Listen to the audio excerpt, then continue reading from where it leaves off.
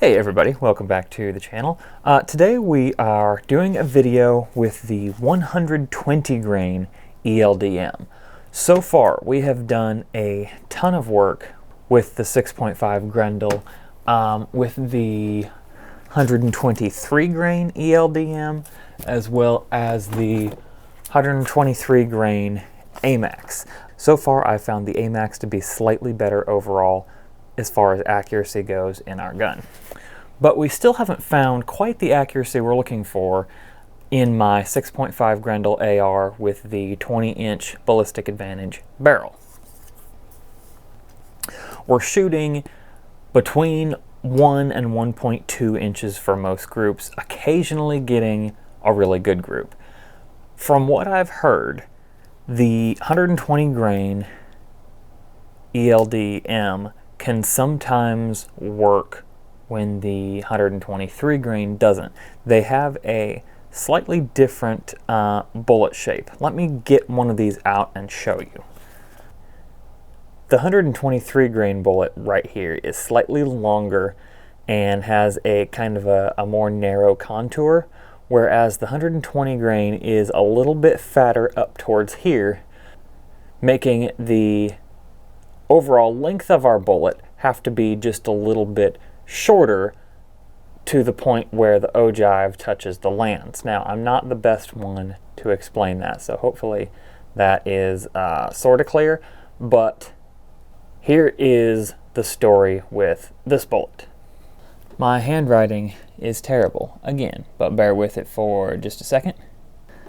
The max measured overall length for this bullet, in other words, when I shoved the case with the bullet in it into the chamber, where I ended up on the overall length was 2.283 inches, and some of my readings were coming out to 2.285 inches.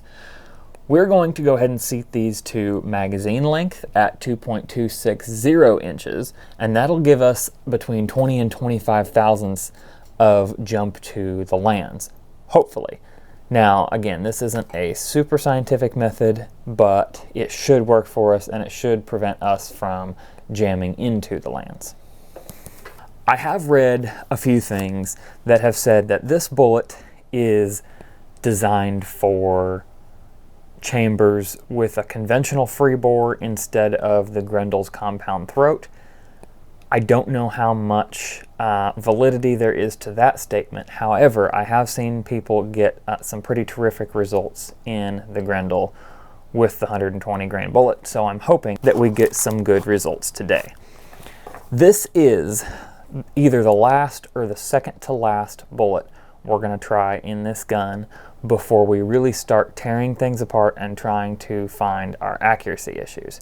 If we get some good loads and we see some good accuracy across the board with this bullet, we may not have to tear everything apart. If this bullet doesn't do well, I will probably try the 107 grain Sierra Match King and see if that does any better for us, and see if maybe this barrel just likes lighter bullets.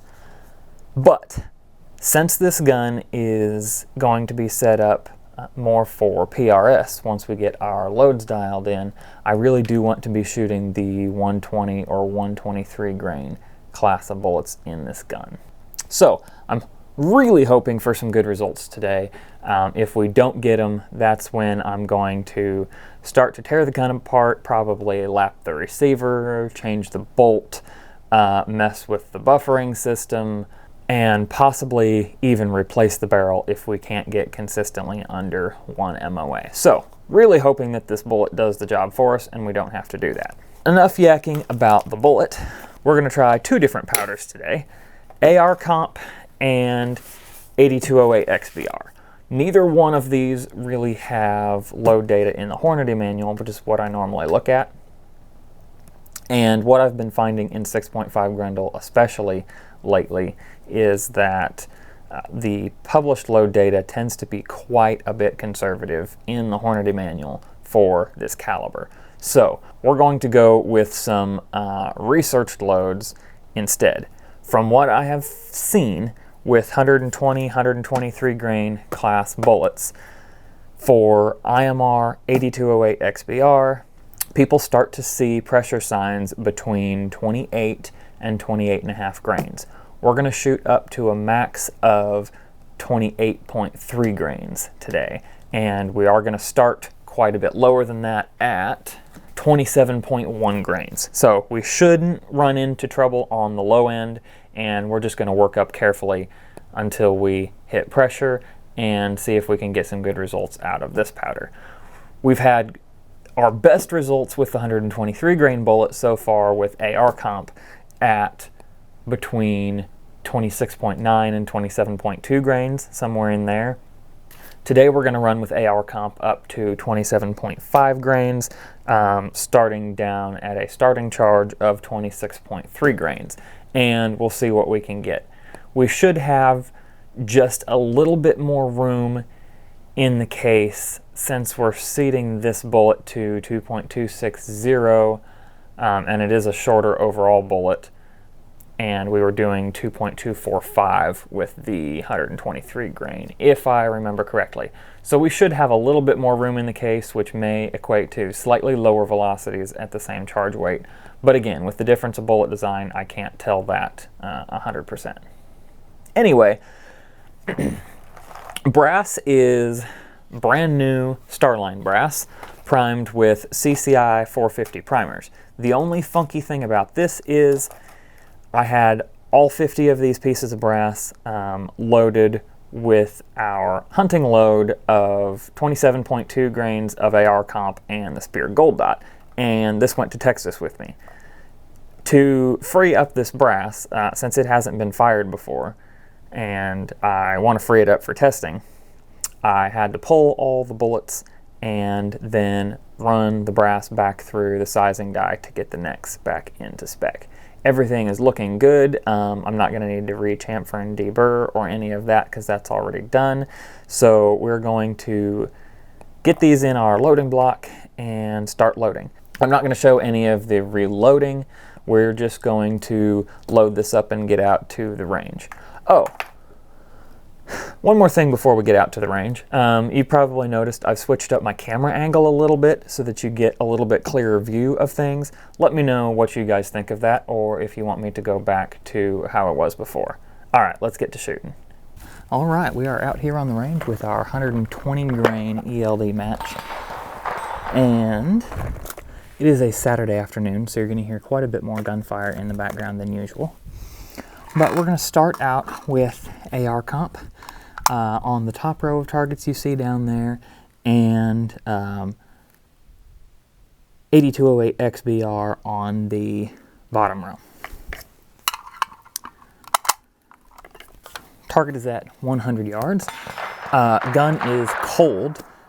Let me get my earplugs in here, or I will wish I had, because I do have the muzzle brake back on today, now that hunting season is over. First load with AR comp. I'm going to try to follow y'all's advice and try to be behind the gun more, having it more square to me. We'll see how that works out for us. I'm going to go ahead and move an MOA and a half to the left, because I really don't want to mix the groups up.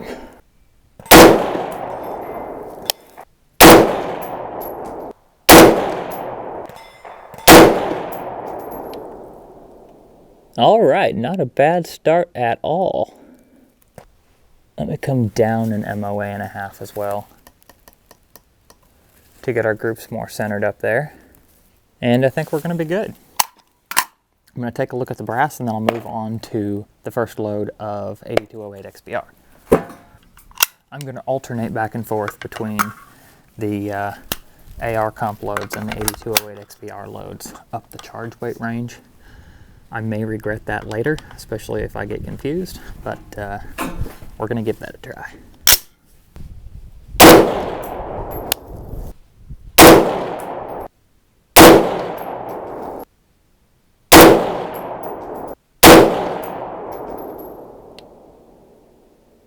Hot dog.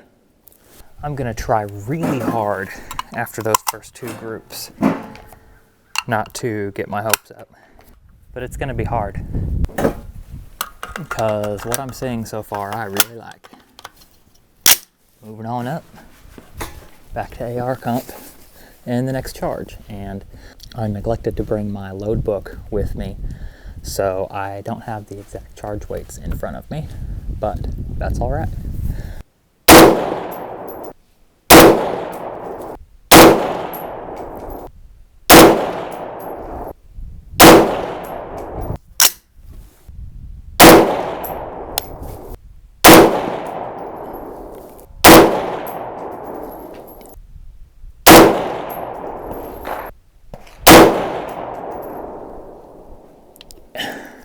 Of course, I had to go and make a little flinch on that shot and screw up that beautiful group, but that is still picturesque. And we're above 2,400 feet per second, so we've hit our velocity goal. That last group that I just shot had a standard deviation of 6 feet per second, which is outstanding. I'm going to give the gun a little break and we will continue on, although it's not really even hot at all, just barely warm.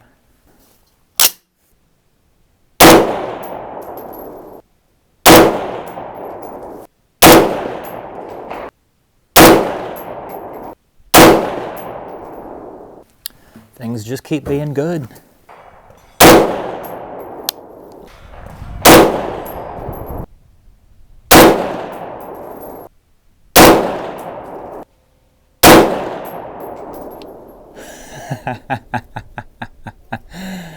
Oh gosh, that one shot again. And it's probably my shooting, honestly. Good night. This is the best target I have ever shot in my life. Ever. Bar none. Not with 308, not with 6.5 Creedmoor, and certainly not anything else with the 6.5 Grendel. Never shot anything this good. All right, I'm gonna take a break, give the gun a little break, and we will resume shooting with our last two groups of each. Well, the velocities for that last group are tripping me out because they were about 100 feet per second lower than I expected. And the only thing I can think is that I made some weird error that I really don't think I made, but I can't think of any other explanation, is that I loaded a whole grain lower on that load than I meant to. Brass looks fine. Everything looks good. The standard deviation was 4 feet per second. I can't think of what else it would have been other than I just loaded all 5 shots exactly 1 grain lower, which is possible. Anyway, I'm going to try not to let that throw me off too much and shoot the last 4 groups here.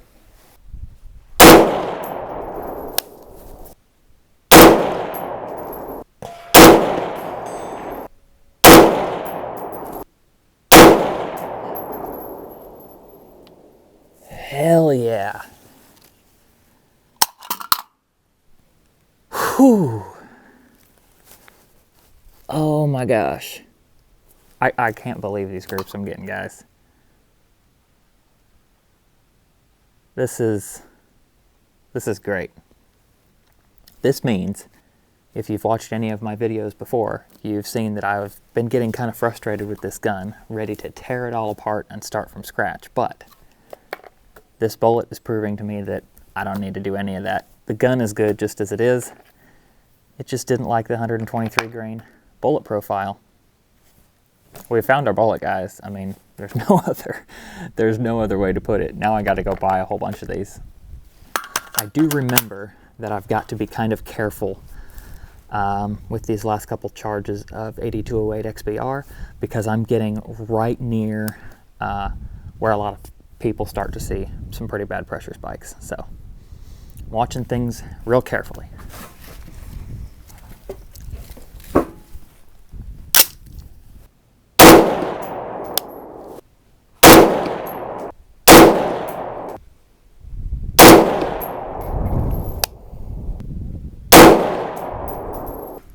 Primers are just starting to flatten out a tad bit.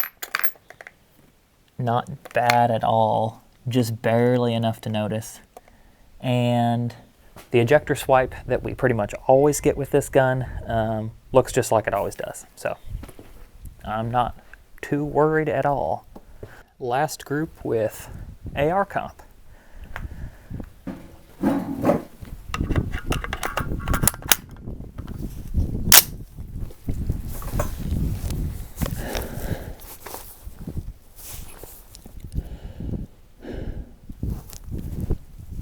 I really need to get a better rear bag. I'm having to hold this one all sorts of ways to get the elevation I need. My front rest is, well, I suppose I could drop it down a little more.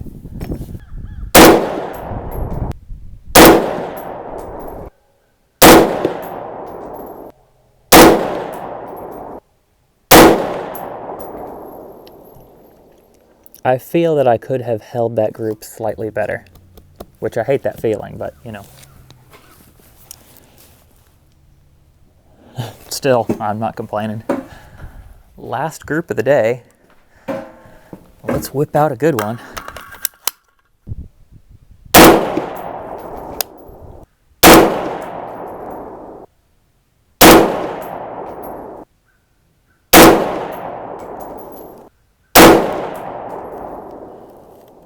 All right, things opened up for 8208 XBR right at the end there. Still not concerning whatsoever on the brass.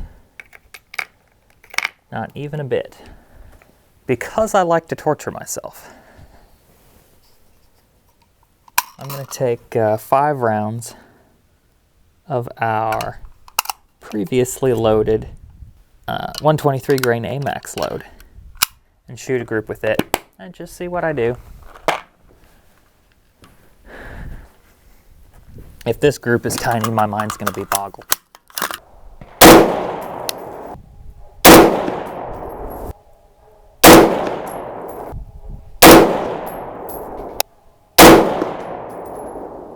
All right, and that was just about what we're used to seeing with the A-max. Thankfully confirming my suspicions and giving me hope that we have found an excellent bullet and several excellent loads for the Grendel, and I couldn't be happier. All right, folks, we are back down here at the bench, and I'm taking a look at this target. And I've already gone and measured out all of the groups and analyzed a little of the data for myself. As usual, we're left with a few questions, but we'll get to those as we come to them. First of all, this entire test, no group was over an inch, and that's been my goal this whole time. This shot, remember this first shot we took, we moved over an MOA and a half. That puts this shot actually right in the center of our group there, making that first group 0.9 inches between these two shots, and that's great. Things just kind of got better as we went along. There's our next group with AR comp. Well, that one was slightly larger, just barely under an inch, like 1/100th of an inch, under an inch. And 0.7 for the third group. 0.65 total with the 27.2 grain load. This is the best group overall shot with AR comp. These 4 shots here went into 0.40. That's outstanding. Then the last group here is 0.88 inches. And that is nothing that I am upset with whatsoever. We'll talk about the Coronagraph data for all of these in just a minute.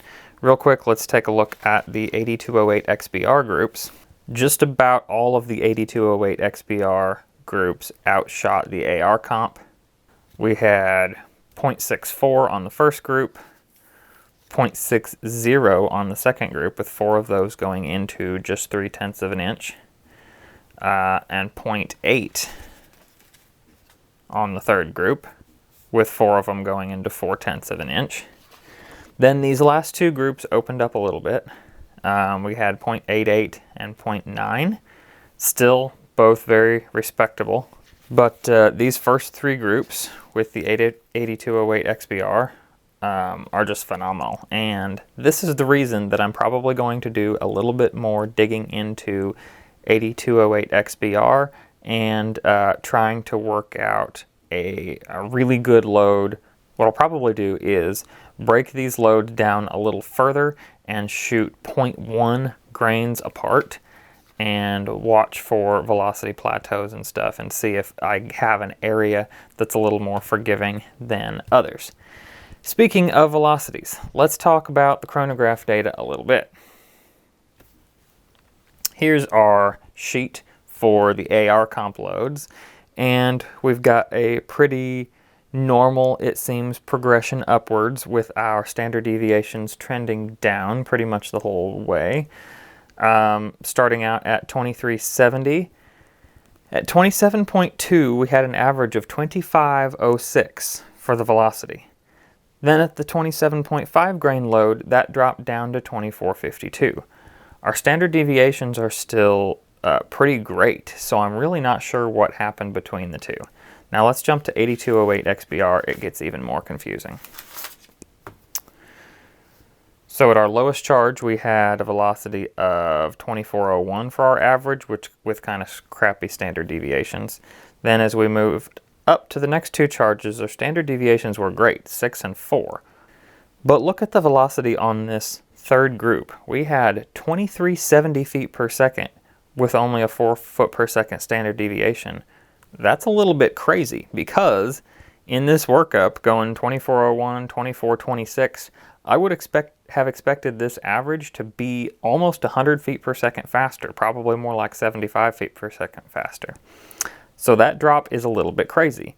Then with our next group, we jump up to 2493 and a crazy high standard deviation. Then at our last chart of 28.3, we're dropping back down a little bit again at 2479. All of these numbers are making me lose a little bit more faith in my chronograph.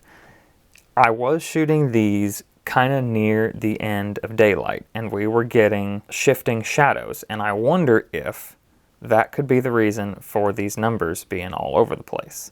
What I want to do is take these 3 top charges of 8208 XBR, shoot them again, but this time shoot them sometime in the morning or in the very middle of the day when the sun is fairly constant in the sky and everything as far as lighting goes stays the same, and see if we get any different results. I'll be really curious to find that out. Anyway, the velocity numbers on this, because they're so crazy, they kind of don't tell me a whole lot, other than most of these loads are going to be in a good velocity range for us, and whichever one ends up shooting the best is the one that we're going to go with. Based on this target, I can't just choose one of these loads and say, that's it, that's the one I'm going to load for forever. If I had to do that, I would probably pick this 27.4 grain load with the velocity around 2425, because that was our smallest group overall, and it was well away from the range where the accuracy started to fall apart just a little bit. And of course, when I say fall apart, that's comparing it to these groups that were better than most things we've shot with the Grendel. But anyway, I would probably pick this load, and for that reason, this charge weight range is probably going to be the one I dig into most when I am trying to work out the PRS load. The moral of the story is I haven't learned a whole lot, except that this bullet is freaking amazing in this gun, and I'm going to have to buy up a ton more of them. I only have 50 more of these bullets right now. whereas I have something like 400 of the 123 grain A-max left. I'm probably going to have to set those aside for now and buy up a bunch of these 120 grain ELD-Ms because they are shooting absolutely phenomenally in our gun, and I think that's going to be the bullet for us. Hopefully in the future I can find another bullet that will let me load it as close to the lands as these will, and maybe it'll shoot really well for us too, maybe in a hunting bullet. That's all I got for today, guys. Thank you for watching. I really appreciate all the comments I've been getting lately. Getting comments and answering your questions always kind of boosts my drive to make more of these videos and post them up on YouTube. If you haven't yet, go and follow the Outdoor Generalist channel Instagram page. That is where I post pictures and snippets. If you follow that page, you will have already seen this group here. That's the one I posted on Instagram the other day. And I will probably be posting before too long shorter videos that are a little bit shorter than I would normally make into a YouTube video. Anyway, that's all I have for today. Thank y'all for watching and have a good one.